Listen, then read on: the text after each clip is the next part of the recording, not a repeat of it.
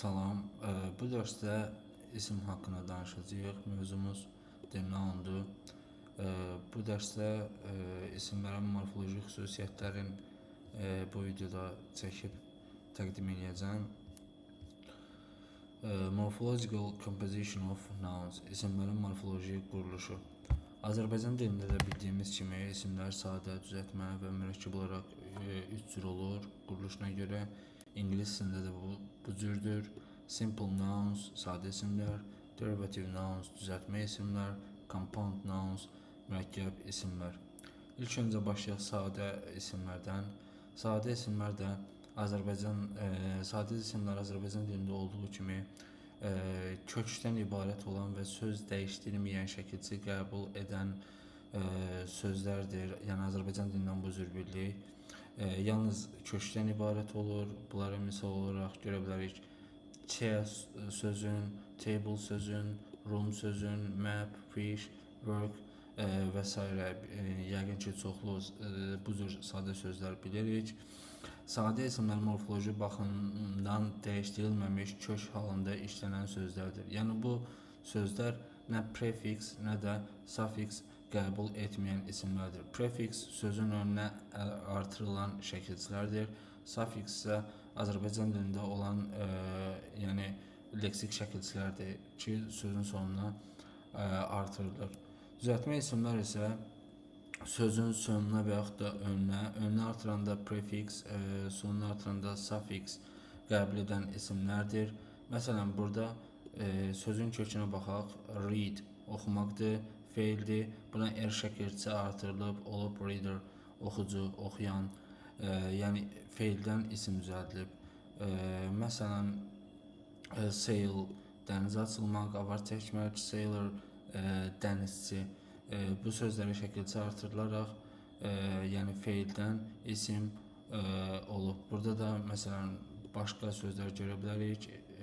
Bu şəkilçilər digər nitq hissələrindən sözlər düzəldir, isim düzəldir. Məsələn, bu feildən ola bilər. Burada feildəndir. Burada da feildən isim düzəldib. Məsələn, black qara, blackness qaralıq sifətdən düzəlib. Hətta ismin özündən də düzəlir. Child uşaq, childhood uşaqlıq. Yəni bu kimi şəkilçiləri də indi görəcəyik. Düzəltmə isimləri baxın burada yazılıb. Kök sözə əlavə olunan şəkilçilər və ön şəkilçilərlə yaranır. Yuxarıda da nümunələr göstərdik. Bu isim düzəldən məhsullar, yəni şəkilçilər ingilis dilində iki cür olur. Məhsuldar şəkilçilər, productive şəkilçilər, bir də ki, məhsuldar olmayan şəkilçilər olaraq iki yerə bölünür.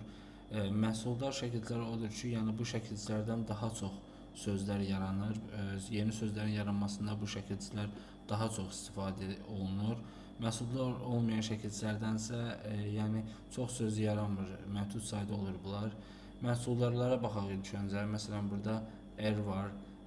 Daha çox bu er, or, are bu tipli şəkilçilərdir. Məsələn, read, reader, teach, teacher, work, worker. Məsələn, is şəkilçisi var. Communist, telegraphist, dramatist. Yəni bu şəkilçilər sözü artırılaraq yeni bir söz yaradır. Heiress, hostess, actress. Yəni bu şəkilçilərin hamısını oxumayacağım. Nümunələrə özünüz burada baxa bilərsiniz. Məhsuldar olmayan şəkilçilər isə bunlardır. Hood, məsələn, childhood, manhood. Burada nümunələri görürük. Məsələn, free, azad, freedom, azadlıq. Ship, friend, məsələn, dost, friendship, dostluq. Relation, əlaqə, münasibət, relationship, münasibət, əlaqə. Meant, məsələn, feildən əsasən isim düzəldir. Develop, inkişaf etmək. Development, inkişaf. Important, məsələn, vacib. Importance, əhəmiyyət, vaciblik. Depend, aslı. Dependence, dependence, asılılıq. Yəni bu kimi şəkilçilər bu PDF-dən özünüz də oxuyub baxa bilərsiniz. Baxın, burada da yazılıb, məhsuldar şəkilçilər müasir ingilis dilində tez-tez yeni sözlər yaratmaq üçün işlədilir. Məhsuldar olmayan şəkilçilər unproductive suffix isə daha çox mövcud sözlərdə qalır. Yeni söz düzəltməkdə az istifadə olunur. İndi burada baxacağıq ki, bəzi şəkilçilər vardır ki, yəni ship, yəni iki funksiyada işlənir. Bunlara diqqət etməliyik əsasən testləri işləyərkən. Məsələn, şəkilçi kimi isim düzəldir. Friend, dost, friendship, dostluq, relation, əlaqə, relationship, münasibət, leadership, liderlik. Bu daha çox bu şəkilçi Azərbaycan dilində liqliqə oxşuyur. Məsələn, dostluq kimi, yəni Azərbaycan dilində liqliq şəkilçisinə oxşuyur və bəzən də elə ola bilər ki, bu ship sözü müstəqil söz kimi işlənir və cəmi mənasında olur. Yəni burada daha çox mücərrəd məna verəndə bilirik ki, baxın, friendship, dostluq bu mücərrəd bir məfhumdur, relationship, münasibət, leadership, membership, bunlar daha çox mücərrəd məna kəsb edir. Yəni bu tip məna verəndə burada ship şəkilçi kimidir. Amma gəlin buradakı sözlərə baxaq. Məsələn, spaceship, kosmik gəmi. Bu konkret bir sözdür, mücərrəd deyil. Yəni space, fəza, boş sahə, ship də gəmi. Yəni iki müstəqil söz birləşib, yəni burada compoundla yaradıblar. Warship, müharibə gəmisi, savaş gəmisi, steamship, paraxod, battleship, hərbi gəmi. Bu halda ship artıq şəkilçi deyil, ayrıca söz kimi çıxış edir və digər sözlərlə birləşərək yeni məna yaradır. Yəni compoundla adlanır. Baxın, burada da baxırıq. Ship həm morfoloji element, yuxarıda gördüyümüz kimi, həm də leksik element, müstəqil söz ola bilər. Bu ingilis dilində çox rast gəlinən bir haldır. Eyni forma həm şəkilçi, həm də söz kimi işlənə bilər. Məsələn, gəlin bu qayda R-də də var. R ingilis dilində çox funksiyalı elementdir və üç əsas rolda işlənir. Gəlin indi onlara baxaq. Şəkilçi kimi, məsələn, isim düzəldən şəkilçi kimi gəlin buna baxaq. Əsasən feilləri artırılır və şəxs bildirən sözlər yaradır. Məsələn, gəlin baxaq. Feilə əlavə olaraq həmin işi görən şəxsi bildirir. Məsələn, work işləməkdir. Buna R şəkilçisi artırırıq, olur worker. Dance, rəqs etmək, dancer. Think, düşünmək, thinker, düşünən, philosoph. Məsələn, draw çəkmək, drawer, çəkməçi, rəssam. Yəni burada bu leksik şəkilçidir, yəni söz düzəldən bir şəkilçidir. Bu halda R agent suffix adlanır. Yəni agent də bildirir ki, şəxsdir, işi icra edən şəxsi bildirir.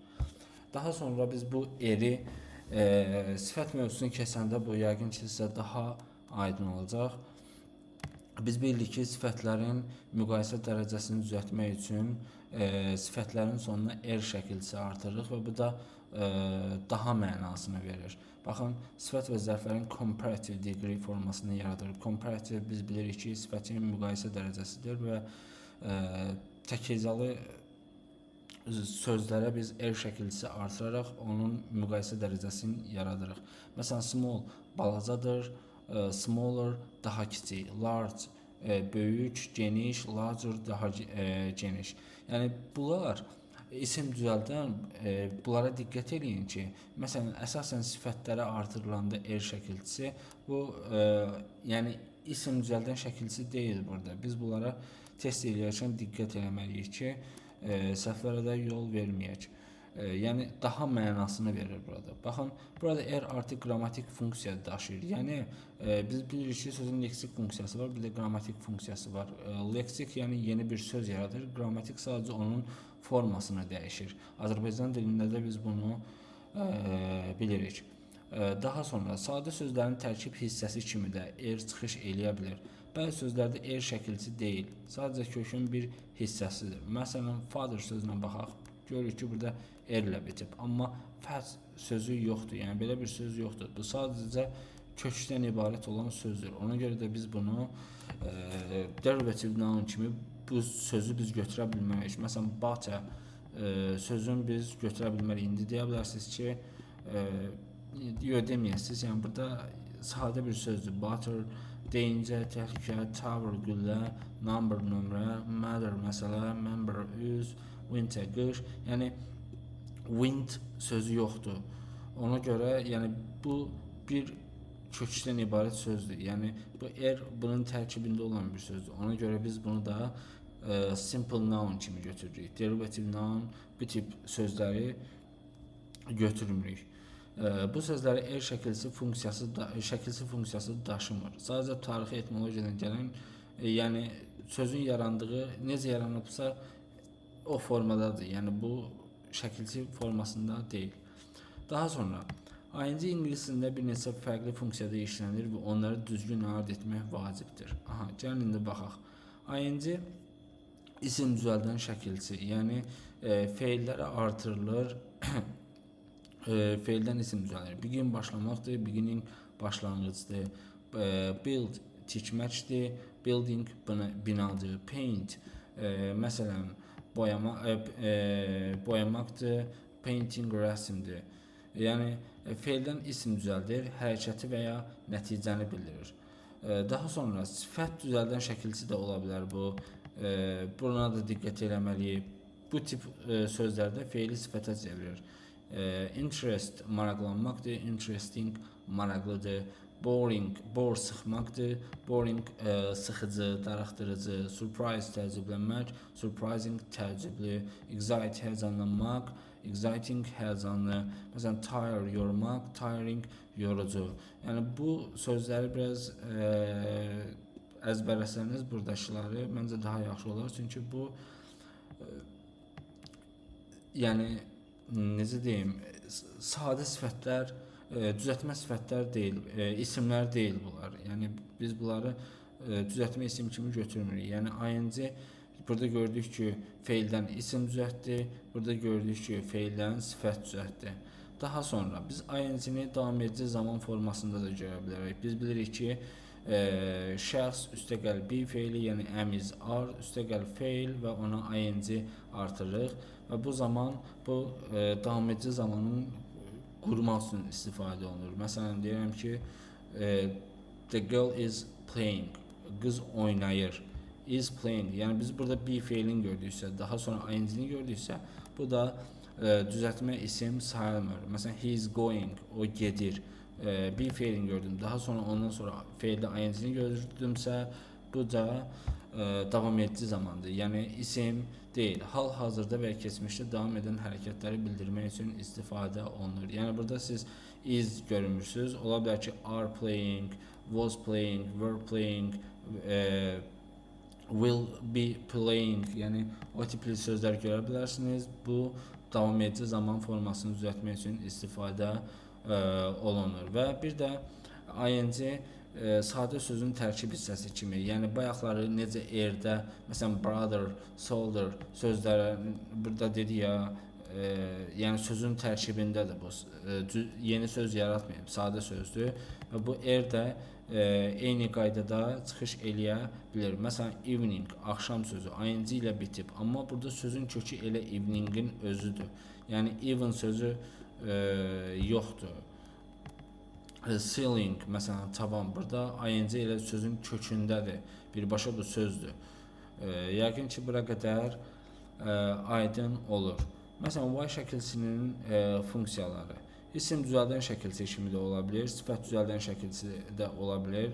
Burada əsas diqqət etməli olduğumuz şey sifətlərə artırılanda əsasən hava durumun bildirir. Məsələn, sun günəşli, sunny günəşli, fog duman. Yəni bu daha çox isimdən sifət düzəltmək üçün istifadə olunur.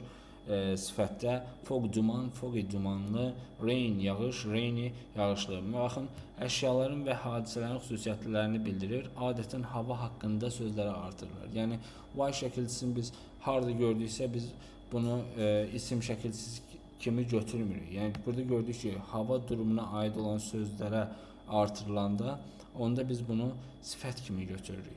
Amma yuxarıdakı sözlərə baxın, burada abstrakt anlayış, yəni mücərrədlik bildirir. Yəni belə olanda daha çox isim yaradır bu şəkildə. Discover, kəşf etmək, discovery, kəşf. Məsələn, honest, dürüst, honesty, dürüstlük.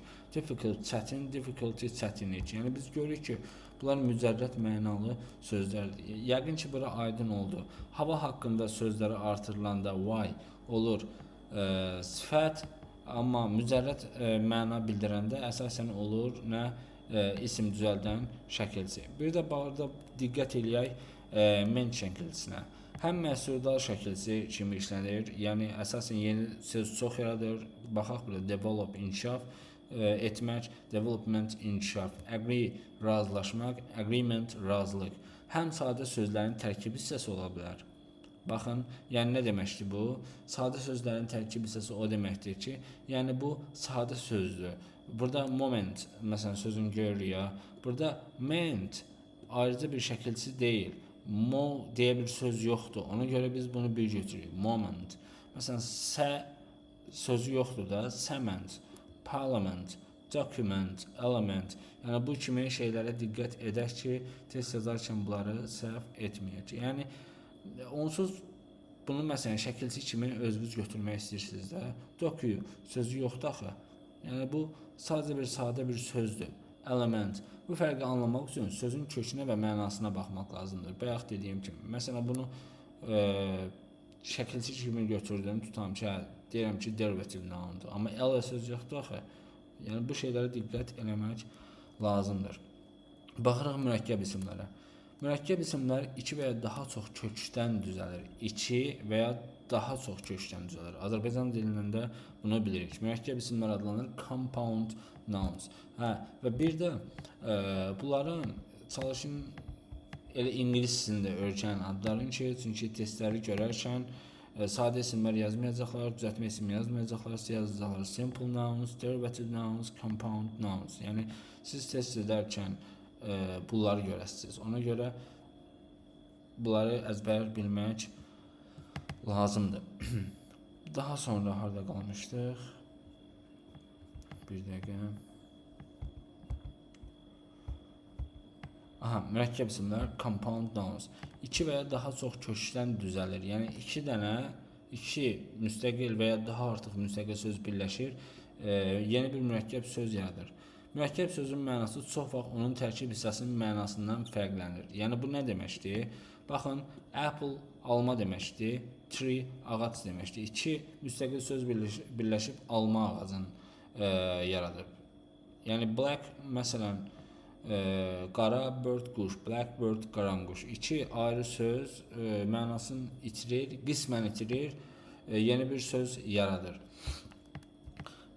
Məsələn, mürəkkəb isimlərin növləri var. İsimdən isim düzəldirir. Məsələn, apple, yəni isim müstəqil isim olur. Apple alma isimdir, tree alma, tree ağac isimdir. Yəni iki isim birləşib alma ağacı. Snow qar, ball top, qar topu. İki isim birləşib yaradır. Məsələn, sifət isim black sifətdir, bird quşdur. Blackbird qaranquş. Fe'l isim də ola bilər. Məsələn, pick yığmaq, toplamaq, pickpocket cibgir. Həmçinin gerund və participle kökü birinci komponent ola bilər. Məsələn, dining room, yemək otağı, reading hall, oxu zalı, dancing girl, rəqqasə. Yəni, bunlar da mürəkkəb söz kimi götürülür. İngilis dilində mürəkkəb isimlər sinifinə frazeoloji birləşmələr də daxildir. Məsələn, forget me not, unutma məni, çiçəyi, commander in chief, baş komandan. Mürəkkəb isimlər sadəcə sözlərin birləşməsi deyil, çox vaxt yeni ayrıca məna da yaradır. Bu dərslik bu qədər. Növbəti dərsdə videoda morfoloji və semantik xüsusiyyətlərindən danışacağıq ismin. Sağ olun.